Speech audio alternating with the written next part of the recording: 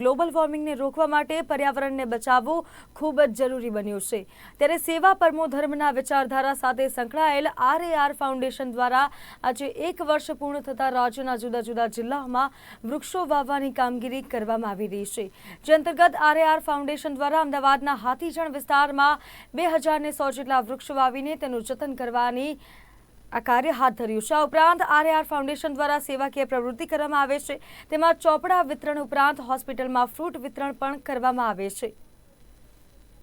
ફાઉન્ડેશનના તમામ મેમ્બરોને ખૂબ ખૂબ અભિનંદન। 1 વર્ષ પ્રથમ 1 વર્ષ પૂરું થયું છે ત્યારે આજની 3/7/2024ના અમદાવાદ ખાતે અમે બધા ઉપસ્થિત છીએ। 2100 વૃક્ષો અહીંયા અત્યારે આ જે સ્થળે આપણે ઊભા છીએ ત્યાં 2100 વૃક્ષો વાવવાના છે। આવનારા 2 દિવસની અંદર 2100 વૃક્ષોનું રોપણ થઈ જશે।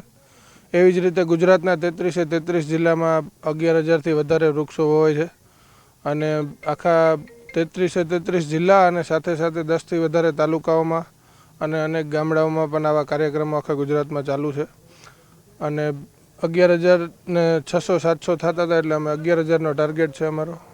એટલે આવનારા 2 દિવસની અંદર 11,000 વૃક્ષો વવાઈ જશે।